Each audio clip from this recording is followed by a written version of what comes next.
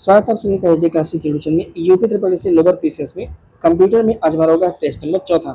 इससे पहले हमने आपको 3 टेस्ट करा दिया, अगर आपने उसे नहीं किया तो जरूर करिएगा। वीडियो के डिस्क्रिप्शन बॉक्स में प्लेलिस्ट का लिंक दिया हुआ, क्योंकि आप जानते हैं ये पूरा का पूरा टेस्ट सीरीज हमारे साथ ये चैप्टर वाइज होता है। अगर आप एक भी चैप्टर मिस करते हैं तो आपको अगला चैप्टर समझ में थोड़ा सा कम आ सकता है। ठीक है, तो चलिए इस सीरीज को आगे बढ़ाते हैं। और आज जो हम लोग डिस्कस करेंगे ये सेशन थोड़ा सा इम्पोर्टेंट है। क्यों इम्पोर्टेंट है? क्योंकि आज हम डिस्कस करेंगे प्रिंटर को लेकर के, और यहाँ से आपके पेपर में एक सवाल पक्का 100% बनेगा।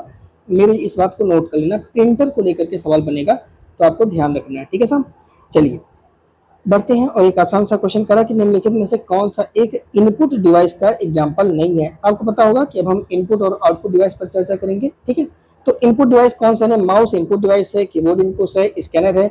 लेकिन प्रोजेक्टर तो आप जानते हैं कि अंदर की चीजें बाहर ले आता है, कंप्यूटर के अंदर कुछ होगा उसको पर्दे पर ला करके प्रदर्शित करेगा, इसलिए प्रोजेक्टर ये आउटपुट डिवाइस का एग्जाम्पल है, ना कि इनपुट डिवाइस का। तो इस प्रकार से राइट आंसर आपका कौन सा? सी हो जाएगा राइट आंसर।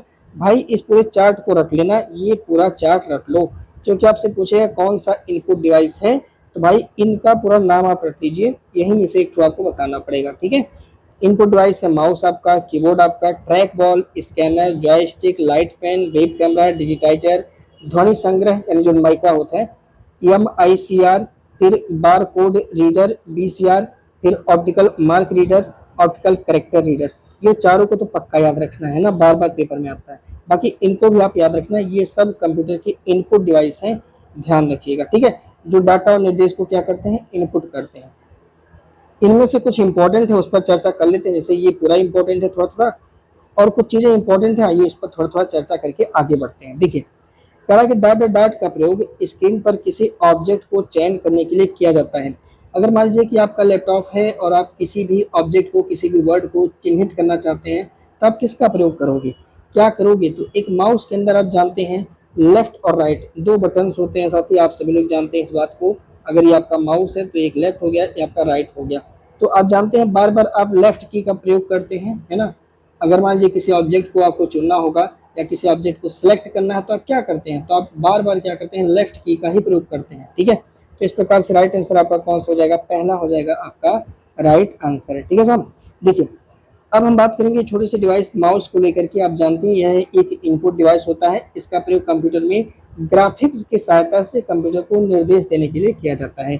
सबसे इंपॉर्टेंट हमसे पूछेगा कि भाई इसका आविष्कार किसने किया था?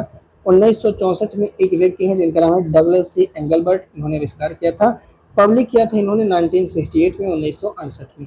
इसमें सामान्यतः लेफ्ट क्लिक, राइट क्लिक और स्क्रोल व्हील 3 होते हैं।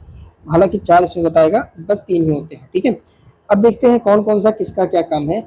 अगर हम बात करेंगे लेफ्ट क्लिक का, तो इसका प्रयोग स्क्रीन पर किसी ऑब्जेक्ट का चयन करने के लिए यानी सिलेक्ट करने के लिए हम माउस में लेफ्ट प्रेस करते हैं। ठीक है, अगर हम किसी भी डबल क्लिक कर देते हैं जल्दी जल्दी, तो क्या होता है? तो किसी भी फाइल या किसी भी डॉक्यूमेंट को ओपन करने के लिए, याद रखिए किसी भी फाइल या किसी भी डॉक्यूमेंट या किसी प्रोग्राम को खोलने के लिए हम लगातार माउस पे लेफ्ट क्लिक करते हैं, वो भी डबल टाइप करते हैं। ठीक है, राइट क्लिक कब करते हैं? जब हमें किसी भी ऑब्जेक्ट का या कहा जाए किसी भी फाइल का हमें प्रॉपर्टी जानना होता है कि वो फाइल कितने MB की है, कितने KB की है, तो हम राइट क्लिक करके उसकी प्रॉपर्टी को एक्सेस करते हैं। इस बात को ध्यान रखिएगा। ड्रैग एंड ड्रॉप कब करते हैं? इसका प्रयोग किसी ऑब्जेक्ट को स्क्रीन पर एक स्थान से दूसरे स्थान पर ले जाने के लिए करते हैं, स्लाइड करते हैं। ठीक है, आगे माउस के 2 मानक बटनों के बीच स्थित व्हील का प्रयोग कब किया जाता है? और जो गोल का चक्का होगा उसका प्रयोग कब करते हैं? कितना आसान सा सवाल है, पर पेपर में आता है, साथ ध्यान रखिएगा। तो पेज को स्क्रॉल करने के लिए, कब करने के लिए? तो वेब पेज पर क्लिक करने के लिए तो करेंगे नहीं, शट डाउन के लिए भी नहीं करते हैं, सिलेक्ट आइटम को क्लिक करने के लिए नहीं, वेब पेज पर स्क्रॉल करने के लिए हम जो है उस व्हील का प्रयोग करते हैं जो माउस के अंदर लगा होता है। देखना, माउस के दाएं बटन पर क्लिक करने इससे एक विशेष मेन्यू दिखाई देता है। जब माउस को माउस पैड पे घुमाया जाता है तो कंप्यूटर स्क्रीन पर माउस पॉइंट घूमता है। किसी ऑब्जेक्ट की प्रॉपर्टी जानने के लिए हमने आपको बताया है। ग्राफिकल यूजर इंटरफेस, ये पॉइंट याद रखिएगा, इसमें स्टैंडर्ड पॉइंटिंग डिवाइस के रूप में किसका प्रयोग करते हैं? माउस का प्रयोग करते हैं। तो अगर आपसे पूछेगा कि भाई इस समय जो ग्राफिकल यूजर इंटरफेस है यानी GUI है, उसमें स्टैंडर्ड पॉइंटिंग डिवाइस के रूप में क्या लगाते हैं? जॉयस्टिक लगाते हैं कि आई बॉल या आई पेन लगाते हैं? नहीं, उसमें माउस लगाते हैं। क्या लगाते हैं साहब? माउस लगाते हैं। ये क्वेश्चन आपसे बार बार पूछेगा। ठीक है, माउस क्या है, तो माउस एक ड्रग पॉइंट और ड्रा डिवाइस है। दो मानक बटनों के बीच में जो इसका व्हील होता है, इसका प्रयोग किसी पेज को स्क्रॉल करने के लिए किया जाता है साहब। अगला कंप्यूटर। अब देखिए एक और डिवाइस की बात करेंगे, कीबोर्ड। यहाँ से भी कुछ हल्के फुल्के सवाल बनते हैं, देख लीजिए। कह रहा है कि कंप्यूटर तथा टाइपराइटर के लिए इस्तेमाल किए जाने वाला जो आजकल कीबोर्ड है, जिसे हम क्वार्टरली शैली विधि से बोलते हैं, इसका आविष्कार किसने किया हुआ था। यह क्वेश्चन पेपर में आया भी हुआ है और कई बार पूछा भी जा चुका है। जो QWERTY, ये वही है। अच्छा, क्वार्टी याद रखिएगा। क्वार्टी मतलब क्या, ऊपर आप देखे होंगे आपके लैपटॉप में आपको दिख रहा होगा Q बटन होगा, फिर उसके बाद आप देखेंगे W बटन होगा, फिर E बटन होगा, फिर R बटन होगा, फिर T बटन होगा, फिर Y बटन होगा, ऐसे, है ना। इसी पूरे बटन के समूह को ये चीज बोलते हैं, ठीक है। और इसका आविष्कार किसने किया था, ये आपसे साहब पूछ रहा है, ठीक है। तो याद रखिएगा, एक व्यक्ति हैं जिनका नाम है साथी क्रिस्टोफर लेथम सोल्स, इनके द्वारा इसका खोज किया गया था, आविष्कार किया गया था। तो डी हो जाएगा इस प्रश्न का राइट आंसर साहब, सही जवाब, ठीक है साहब, ध्यान रखेंगे। देखिए यहाँ पे देखेंगे कीबोर्ड की अगर हम बात करेंगे तो यह एक प्रचलित इलेक्ट्रोमैकेनिकल इनपुट डिवाइस होता है, ठीक है, जिसका प्रयोग कंप्यूटर में अल्फा न्यूमेरिक डाटा को डालने तथा कंप्यूटर को निर्देश देने के लिए किया जाता है। आजकल 104 बटनों वाला QWERTY कीबोर्ड का प्रयोग प्रचलन में है। इसमें बटनों की व्यवस्थित प्रचलित टाइपराइटर बटनों की तरह ही होती है। कीबोर्ड में 5 तरह की मतलब मुख्यतः पाए जाते हैं, 5 प्रकार कहा जा सकता है। जैसे इसमें एक तो पहले अल्फाबेट की होता है, जिसकी संख्या कुल होती है 26, ए से जेड तक लिखा रहता है। फिर उसके बाद संख्यात्मक की होता है 0 से 9 तक, और इसी संख्यात्मक की के अंदर आपका दशमलव भी रहता है। ध्यान रखना, इसको पेपर में आता है, जोड़ भी रहता है, घटाव भी रहता है, गुणा भी रहता है और भाग भी रहता है। यानी अगर आप देखेंगे तो 5 ये हो गया और ये 9, 5 14 अलग से। उसके बाद ऊपर आप चले जाएंगे तो आपको वहाँ पे फंक्शन की मिलेगा, जो कि 1 से लेकर के 12 तक होता है। कुछ नेविगेशन की होता है, जैसे ऊपर नीचे करने के लिए होता है। कुछ स्पेशल पर्पज की होते हैं, जैसे वो आपका कैप्स लॉक हो गया, नम लॉक हो गया, शिफ्ट बटन हो गया, एंटर बटन हो गया, टैब हो गया। मॉडिफायर की में 3 आते हैं, control button, alt button, shift button, ये मॉडिफायर होता है, ठीक है। उसके बाद एडजस्टमेंट की होता है।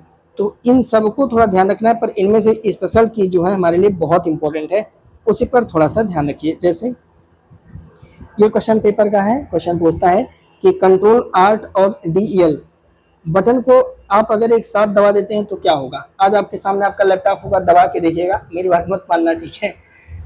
मतलब कुछ होगा नहीं, इससे क्या होगा, बस और कुछ नहीं होगा। अगर आप एक साथ दबाते हैं कंट्रोल, आल्ट और DEL, तो कंप्यूटर को जैसे रीस्टार्ट या रीसेट होता है ना, तो उसको करने के लिए इसका प्रयोग करते हैं कि एक साथ CTRL बटन दबा दीजिए, आल्ट बटन दबा दीजिए या डेल बटन। जब लगे कि कुछ कंप्यूटर चल नहीं रहा, बस तीनों को इकट्ठा दबा दीजिएगा, काम खत्म, ठीक है।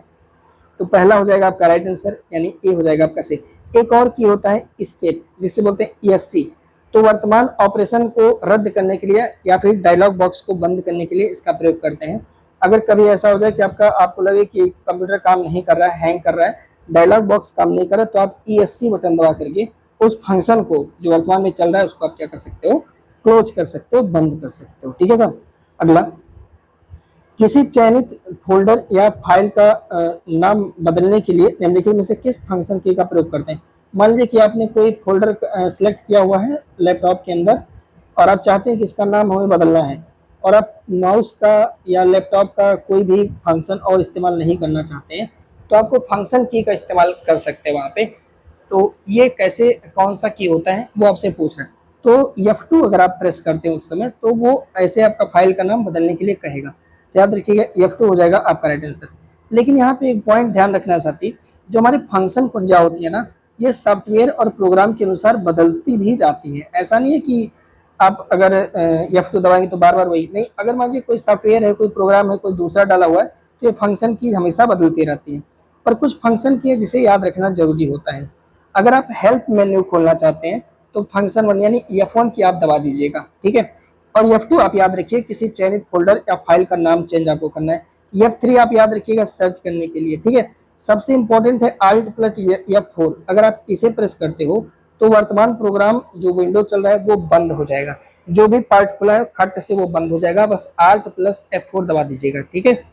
अगर आप किसी भी वेब को खोले हुए हो और आप उसको रिफ्रेश करना चाहते हो तो आप सीधे F5 प्रेस करना, वो आपका रिफ्रेश हो जाएगा। अगर आपका माउस पॉइंटर काम नहीं करता है तो ऐसा, ठीक है सर। एड्रेस बार पर अगर आपको फोकस करना है किसी ब्राउजर के लिए, तो आप F6 दबा सकते हो। F7 का प्रयोग, इसे याद रखिएगा, पेपर में आ सकता है। स्पेलिंग और ग्रामर चेकिंग के लिए आप F7 का प्रयोग कर सकते हो। सेफ मोड में बोट करने के लिए ये आप F8 दबा सकते हो। कुछ प्रोग्राम में रिफ्रेश या कैलकुलेशन के लिए ये आप दबा सकते हो, पर सबसे ज़्यादा इंपॉर्टेंट है जो है F7, और F12 भी इंपॉर्टेंट है, सेव एज के लिए इसका प्रयोग साथी करते हैं।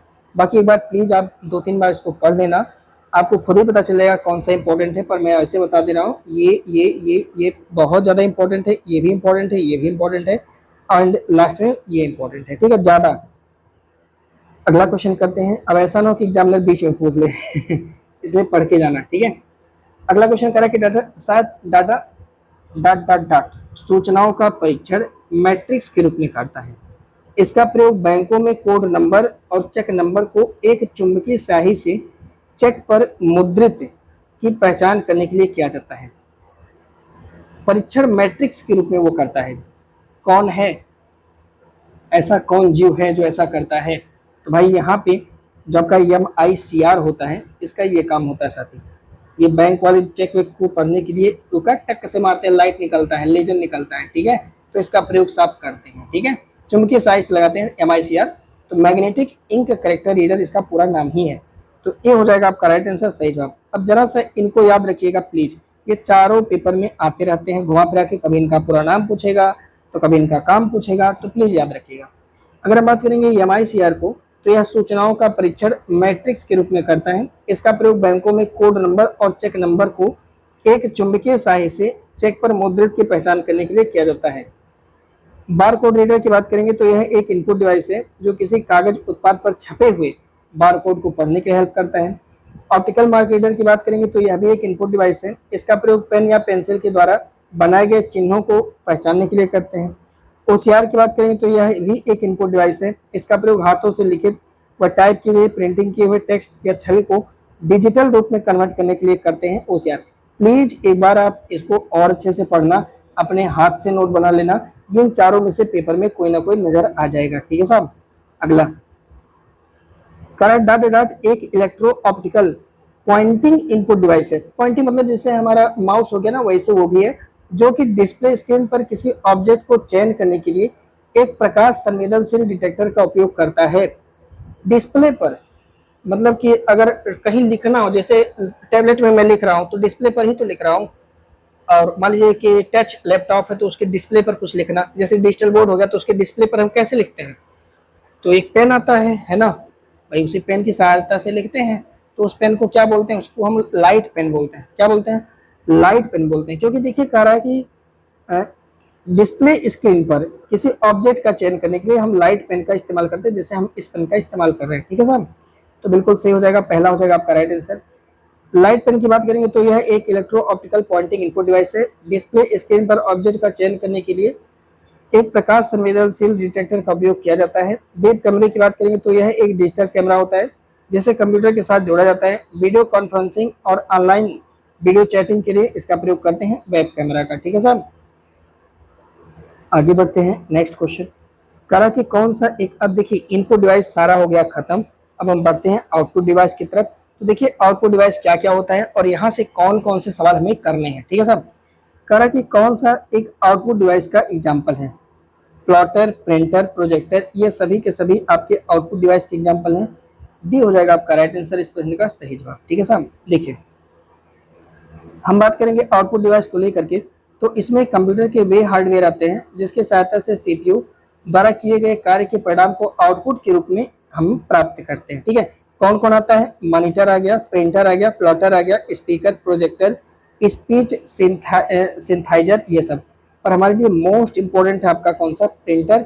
इसे आप प्लीज याद रखना, प्लीज ध्यान रखना, ठीक है। देखिए करा कि हार्ड कॉपी प्रदान करने के लिए निम्नलिखित में से किस उपकरण का उपयोग किया जाता है।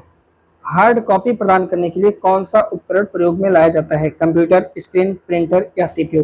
तो फोटोकॉपी किससे निकालते हैं? प्रिंटर से निकालते हैं। तो इस प्रकार से सही जवाब का कौन सा हो जाएगा? सी हो जाएगा राइट आंसर, ठीक है साहब। अब समझिएगा पूरे एक एक पॉइंट को देखिए। प्रिंटर की बात करेंगे तो आप जानते हैं आउटपुट डिवाइस होता है।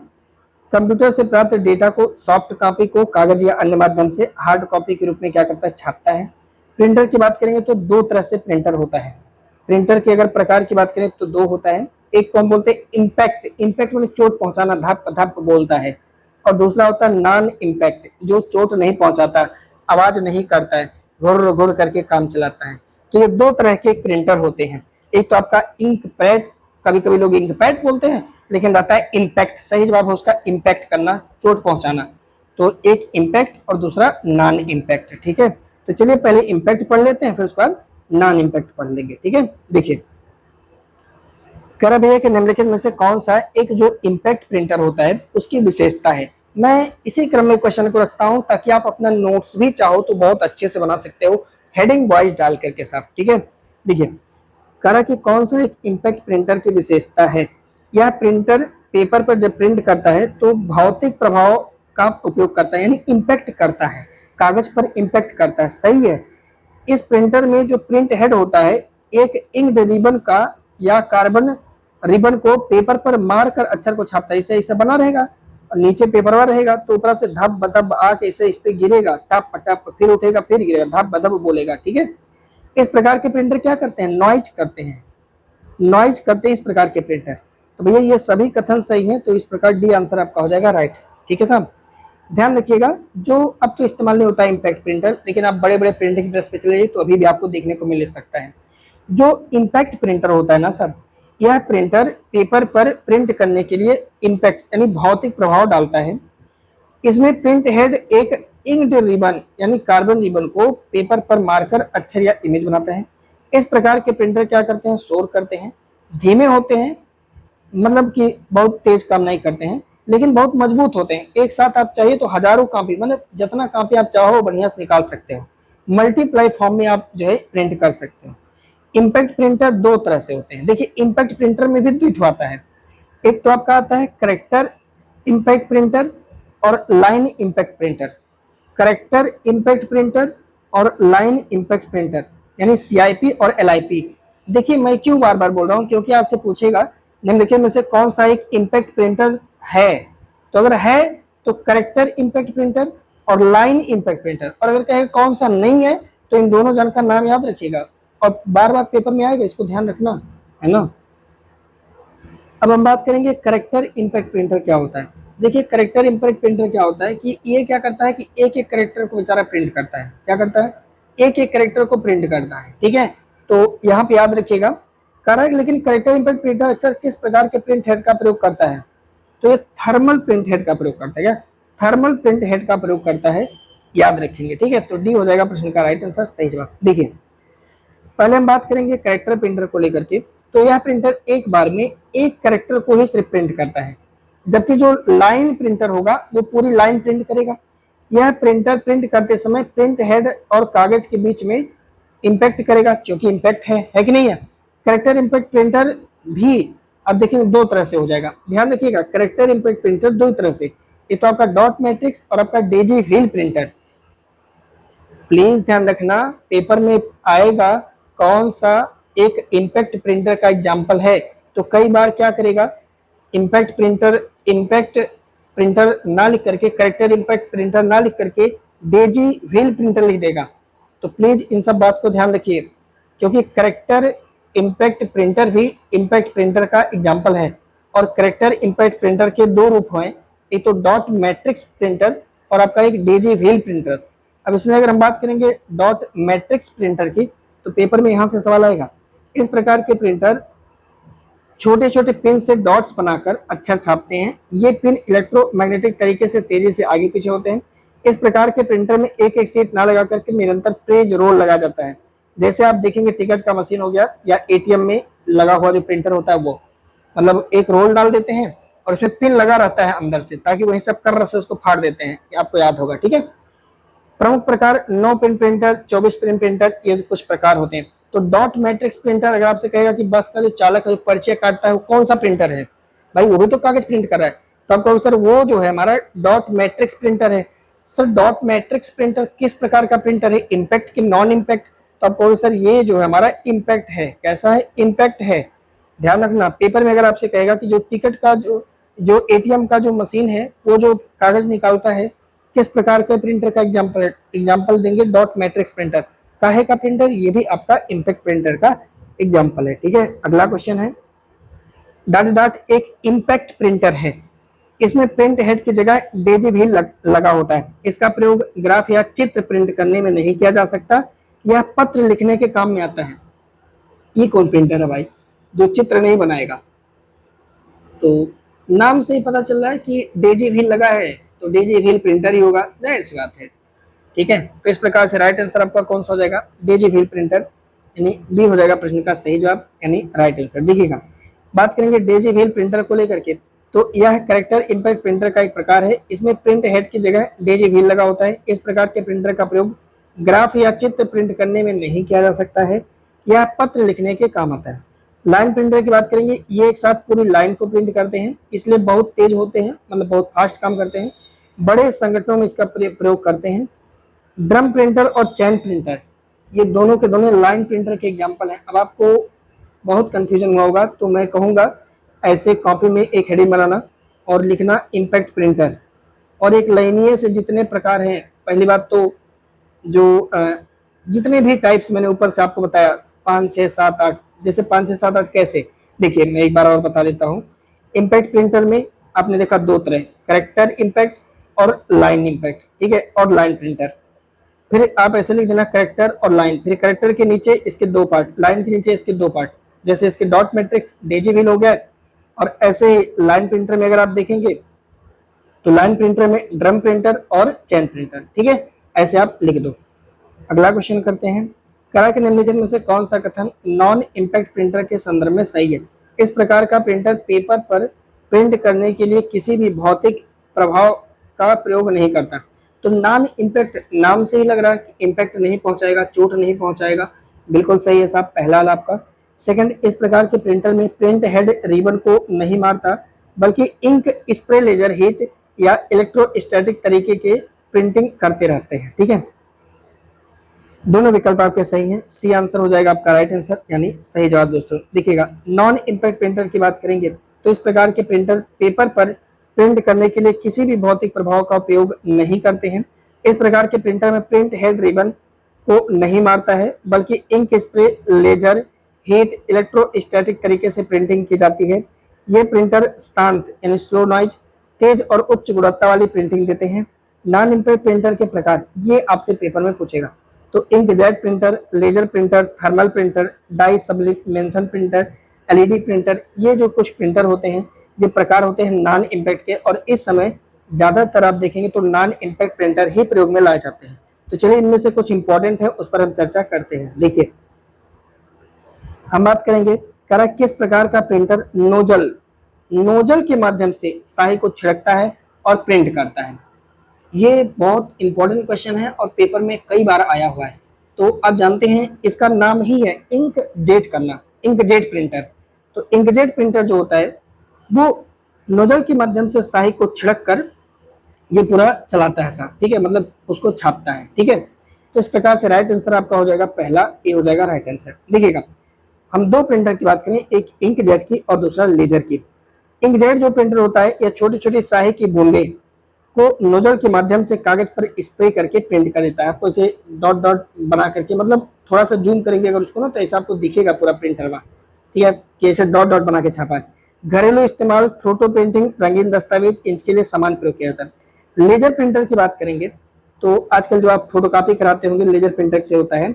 यह प्रिंटर लेजर बीम एक लाइट की तरह से लगा होता है और टोनर और ड्रम पर चार्ज करके फिर गर्म करके कागज पर छिड़कता है। जैसे देखिए, एक लेजर बीम लगा होता है, उस लेजर बीम क्या करता है ना, उस पाउडर जो होता है उसके अंदर आप देखेंगे तो ऐसे एक ड्रम भी लगा होता है। अब मैं आपको कैसे उसको दिखाऊं, तो आप प्लीज एक बार सर्च करके देख लेना। ड्रम लगा होता है, उस ड्रम पे चार्ज को लाता है और वहां पे छोड़ देता है, फिर वो ड्रम जो है साथी कागज पर उसको क्या कर देता है, गर्म होकर के चिपका देता है। तो प्लीज आप लोग एक बार ड्रम देख लेना, ये सर्च करके लेजर बीम देख लेना। टोनर मतलब पाउडर होता है, ब्लैक टोनर आता है, जैसे आप लोग अपना फोटोकॉपी निकालते हैं उसी टोनर को पाउडर बोलते हैं। जो ब्लैक ब्लैक पाउडर होता है उसी को टोनर बोलते हैं। डीपीआई क्या होता है साहब? डीपीआई प्रिंटिंग करने का एक पैमाना है जिसे हम बोलते हैं डॉट्स पर इंचेज। ये पेपर में डायरेक्ट आपसे पूछेगा डॉट्स पर इंचेज। आखिर में डीपीआई क्या है तो आपसे पूछेगा डॉट्स पर इंचेज, इसे आप याद रखिएगा, बहुत बार पेपर में ये प्रश्न पूछा गया है। प्रिंटर का रिजोल्यूशन, कि प्रिंटर कितने अच्छी क्वालिटी का है वो डीपीआई पर निर्भर करता है। तो किसी भी प्रिंटर का जो रेजोल्यूशन है वो डीपीआई पर निर्भर करता है। जितना अधिक डीपीआई हो रहा है उतना बेहतरीन प्रिंटर होगा, ध्यान रखिएगा। तो डॉट्स पर इंच किसी प्रिंटर के रेजोल्यूशन को बताता है साहब। पहला प्रिंटर जिसे हम टाइप प्रिंटर कहते हैं, इसका आविष्कार गुटेनबर्ग के द्वारा किया गया था साहब। ठीक है, अगला क्वेश्चन है, रसीद प्रिंट करने के लिए आमतौर पर डॉट डॉट का उपयोग किया जाता है। रसीद प्रिंट करने के लिए कौन सा प्रिंटर आप लगाएंगे? Laser printer? ना, थर्मल प्रिंटर, चूंकि वो गर्म करके छवि बनाता है ना, तो इसलिए थर्मल प्रिंटर का इस्तेमाल करते हैं, जो कि एक नॉन इम्पैक्ट प्रिंटर का एग्जाम्पल है साहब। तो इस प्रकार से सी आंसर आपका हो जाएगा राइट आंसर। थर्मल प्रिंटर की बात करेंगे तो यह प्रिंटर विशेष थर्मल पेपर का उपयोग करके करता है, जिसमें गर्मी के संपर्क में आने पर क्या होता है, छवि बनता है। रसीद प्रिंट करने के लिए जैसे आप पॉइंट टू सेल मशीन, जो आपका पीओएस मशीन होता है, बस का टिकट हो गया, ये सब आप जो है थर्मल प्रिंटर का प्रयोग करके बना सकते हैं साहब। ठीक है, अगला, लेजर प्रिंटर में घूमते हुए ड्रम पर चार्ज वितरण क्या बनाता है? अब बताइए, जो चार्ज का वितरण होता है वो क्या बनाता है? अभी ऊपर हमने आपसे चर्चा किया साहब कि ये जो लेजर प्रिंटर में घूमते हुए ड्रम पर जो चार्ज का वितरण है क्या बनाता है, तो क्या बनाता है? तो आप जानते हैं चार्ज का वितरण ये लेजर बीम बनाता है। कौन बनाता है? लेजर बीम बनाता है साहब। ठीक है, तो ये इस प्रकार से राइट आंसर आपका हो जाएगा कौन सा? बी आंसर हो जाएगा राइट आंसर आपका। देखिएगा, लेजर प्रिंटर की बात करेंगे तो लेजर प्रिंटर में एक फोटो कॉन्डक्टिंग ड्रम होता है जो एल्युमिनियम का बना हुआ होता है, जो कि घूमता रहता है। यह फोटो कॉन्डक्टिंग ड्रम शुरुआत में एक समान चार्ज, निगेटिव चार्ज से आवेशित होता है। लेजर बीम का क्या रोल होता है? लेजर बीम ड्रम पर उस स्थानों को डिस्चार्ज करता है, उस स्थानों को डिस्चार्ज करता है जहां पर इमेज या टेक्स्ट प्रिंट करना होता है। इस प्रक्रिया से ड्रम पर एक विद्युत छवि बनती है, जिसे टोनर आकर्षित करता है और बाद में टोनर कागज पर इसको क्या कर देता है? स्थानांतरित कर देता है। ये पूरा का पूरा एक प्रोसेस होता है साथ ही लेजर जो प्रिंटर होता है उसको। आप देखे होंगे, पता नहीं देखे होंगे कि नहीं, जब आप कभी स्कैन करते हैं या फोटो कॉपी स्कैन कराते जाते हैं, तो जब वो शीशे के ऊपर रखता है फोटो, तो एक रेड कलर का ऐसे आता है स्लॉट करके, और उस छवि को जैसे ही आप उस पर रखते हैं तो उस छवि का वो क्या करता है? चार्ज को खींच लेता है। ठीक है, वो जो आपका स्लाइड चला जिसे आप लेजर बीम बोलते हो, वो क्या करता है? खींच लेता है, और वो उसको खींच करके नीचे ड्रम लगा रहता है। ठीक है, उस ड्रम पे क्या करता है साहब? उस ड्रम पे उसको डिस्चार्ज कर देता है। ठीक है, और वो ड्रम आगे लेकर चलता है उस पूरे प्रोसेस में, और टोनर क्या करता है? उस ड्रम पर से उसको अपनी तरफ आकर्षित कर लेता है और प्रिंट करके आपको दे देता है, भैया ले जाओ, हो गया आपका, यही था फोटो। समझ रहे हैं? तो ये पूरा प्रोसेस चलता है, ध्यान रखेंगे। अगला, अपने को एग्जाम निकलना है, थोड़ा बहुत रट्टा मार लेना यार, है ना, दुकान नहीं खोलनी है। गैर प्रभाव प्रिंटर द्वारा चित्र बनाने के लिए किन तकनीकों का उपयोग किया जाता है? नॉन इम्पैक्ट प्रिंटर क्या करते हैं आप बताओ? कह रहा है कि मैनुअल स्टैंपिंग, थर्मल पेपर लगाते हैं? नहीं। केवल इंकजेट स्प्रे? ये भी नहीं। मतलब इंकजेट तो करते हैं लेकिन केवल नहीं। लेजर तकनीकी का इस्तेमाल करते हैं क्या नॉन इम्पैक्ट वाले? कहोगे हाँ सर। इंकजेट स्प्रे करेंगे? हाँ सर। इलेक्ट्रोस्टैटिक विधि लगाएंगे? हाँ सर। इस प्रकार से राइट आंसर आपका कौन सा? पहला हो जाएगा सर राइट आंसर। ठीक है साहब, अगला क्वेश्चन है। तो इस तरह से कुछ आउटपुट डिवाइस थे, हमने उस पर आपसे चर्चा किया। अब हम आगे बढ़ते हैं और हम अब कंप्यूटर के सॉफ्टवेयर की चर्चा करेंगे, और यहाँ से भी क्वेश्चन आपके पेपर में बनते हैं, क्योंकि आप जानते हैं हम 25 क्वेश्चन कराते हैं। तो आइए 5 क्वेश्चन और कर लेते हैं। कंप्यूटर की अगर हम लोग सॉफ्टवेयर की बात करेंगे साथी, तो कंप्यूटर के सॉफ्टवेयर दो तरह से, कौन कौन से दो होते हैं जरा सा समझिएगा। हम बात कर रहे हैं सॉफ्टवेयर को लेकर के, बस एक सेकंड दीजिएगा ताकि आपका रूटीन बन जाए। ठीक है, सॉफ्टवेयर की को लेकर के कितने तरह से? दो तरह से होते हैं। कौन कौन सा? एक तो होता है जिसे हम बोलते हैं सिस्टम के अंदर रहता है, सिस्टम का ही software, system software.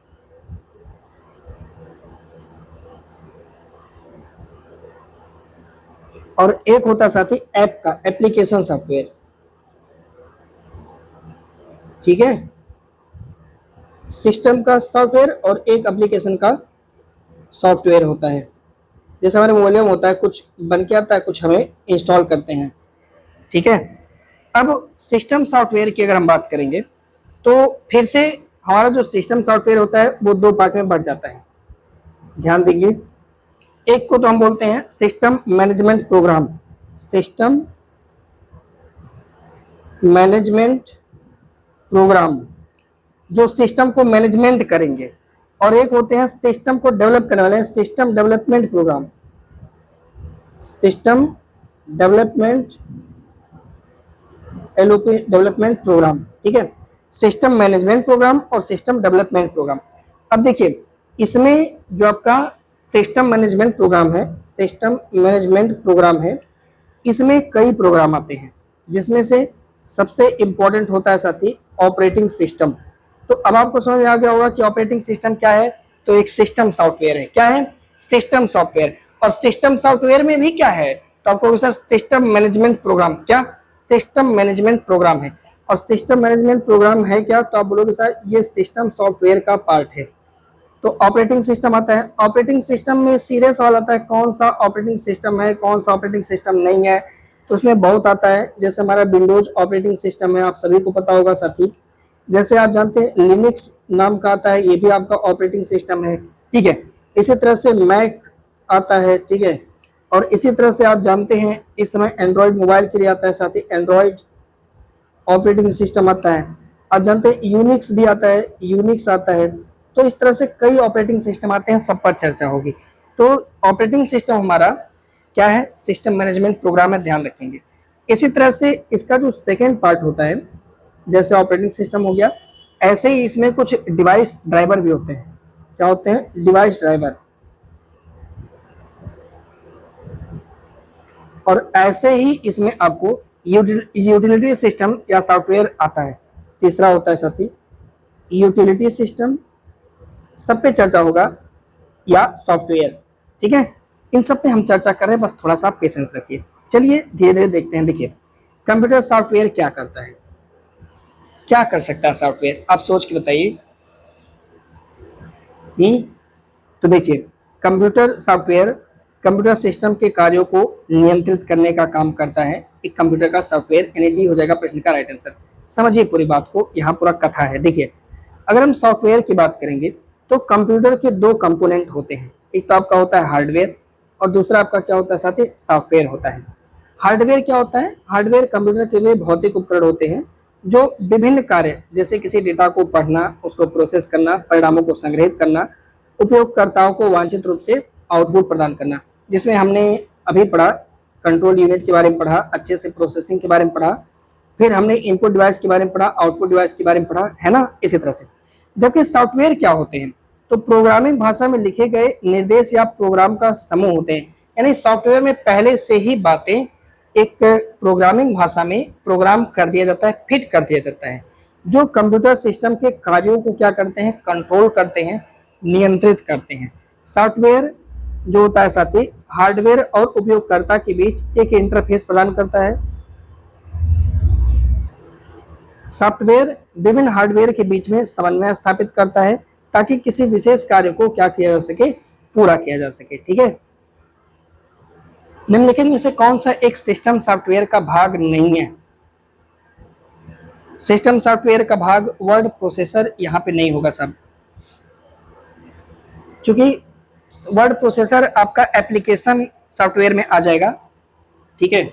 Word processor Microsoft word जिसमें आपका आ जाएगा, वो वर्ड उसमें आ जाएगा, ठीक है। तो इस प्रकार से डी आपका हो जाएगा प्रश्न का सही जवाब, यानी राइट आंसर। देखिए सॉफ्टवेयर के प्रकार हमने आपसे बताया दो प्रकार का, एक तो सिस्टम सॉफ्टवेयर और दूसरा एप्लीकेशन सॉफ्टवेयर।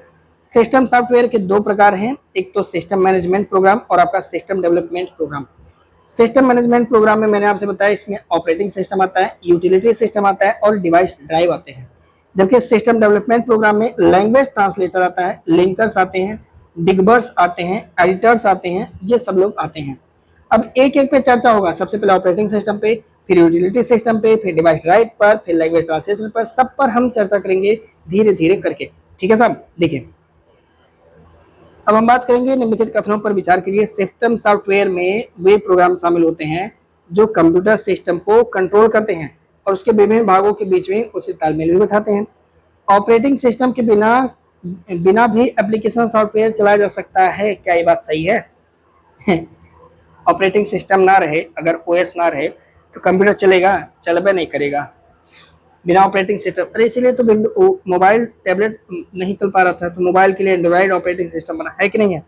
तो दूसरा तो कभी संभव नहीं है, पहला हो जाएगा आपका राइट आंसर, क्योंकि ऑपरेटिंग सिस्टम के बिना एप्लीकेशन सॉफ्टवेयर नहीं चल पाएगा। ठीक है साहब, अगर एंड्रॉइड मोबाइल से एंड्रॉइड को हटा दिया जाए तो मोदी जी चिल्लाते रह जाए पर हम इंडियन बेकार हो जाएंगे।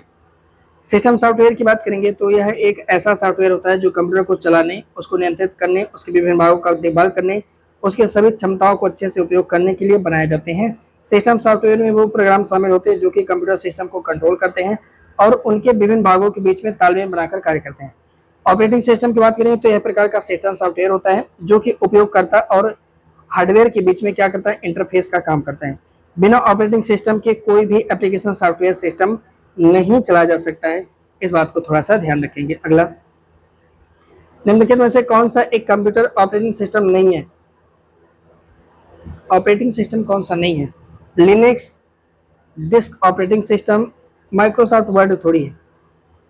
वर्ड एप्लीकेशन है, आप जानते हैं माइक्रोसॉफ्ट वर्ड क्या है, एक प्रकार का एप्लीकेशन है साहब, ये क्या है, एप्लीकेशन है। ठीक है साहब, तो इस प्रकार से सी आपका हो जाएगा राइट आंसर। और इस प्रश्न को थोड़ा स्टार बनाना, पेपर में आएगा कौन सा ऑपरेटिंग सिस्टम है कौन सा नहीं है, तो इसको रख लो। कौन सा है? लिनक्स, विनिक्स, Windows, Google Chrome operating system आजकल निकला है, मैक ऑपरेटिंग सिस्टम टैब में लगता है, Android, MS disk operating system, ध्यान रखना माइक्रोसॉफ्ट डॉस या माइक्रोसॉफ्ट डिस्क ऑपरेटिंग सिस्टम है, लेकिन Microsoft MS word operating system नहीं बल्कि सॉफ्टवेयर है, ध्यान रखना। और जेनिक्स, ये भी याद रखना, नया है, पेपर में आता रहता है प्लीज। अगला और आज का आखिरी सवाल है दोस्तों, निम्नलिखित में से निम्नलिखित कथनों पर विचार करें, नीचे कोड से विकल्प चयन करें। कंप्यूटर ऑपरेटिंग सिस्टम एक सॉफ्टवेयर है जो कंप्यूटर हार्डवेयर के आंतरिक गतिविधियों को नियंत्रित करता है और उपयोगकर्ता को इंटरफेस देता है। सही है। ऑपरेटिंग सिस्टम कंप्यूटर सिस्टम का पहला प्रोग्राम होता है जो किसी कंप्यूटर के स्विच ऑन होने के बाद स्वतः ही मेमोरी में लोड हो जाता है। बात तो सही है, क्योंकि तुरंत लिख के आता है कौन ऑपरेटिंग सिस्टम है कि नहीं, विंडोज है या लेनोवो का है, तुरंत लिख के आता है। सी आंसर हो जाएगा आपका राइट आंसर साहब, सही जवाब, क्योंकि पहले ऑपरेटिंग सिस्टम ही खुलता है। ऑपरेटिंग सिस्टम की बात करेंगे तो यह एक सॉफ्टवेयर होता है जो कंप्यूटर के हार्डवेयर की आंतरिक गतिविधियों को नियंत्रित करता है, उपयोगकर्ता को एक इंटरफेस भी देता है। ऑपरेटिंग सिस्टम कंप्यूटर सिस्टम का पहला प्रोग्राम भी होता है जो स्वतः ही कंप्यूटर के ऑन होते ही चालू हो जाता है। ऑपरेटिंग सिस्टम यूजर और हार्डवेयर के मध्य में इंटरफेस प्रदान करने का काम करता है। अब यहाँ से कहानी को आगे बढ़ाएंगे तो आप वीडियो को जरूर शेयर करिएगा, नए हैं तो आप चैनल को सब्सक्राइब करिएगा। मिलते हैं आपसे अगले वीडियो में, तब तक के लिए हमें इजाजत दीजिए। वंदे मातरम, जय हिंद।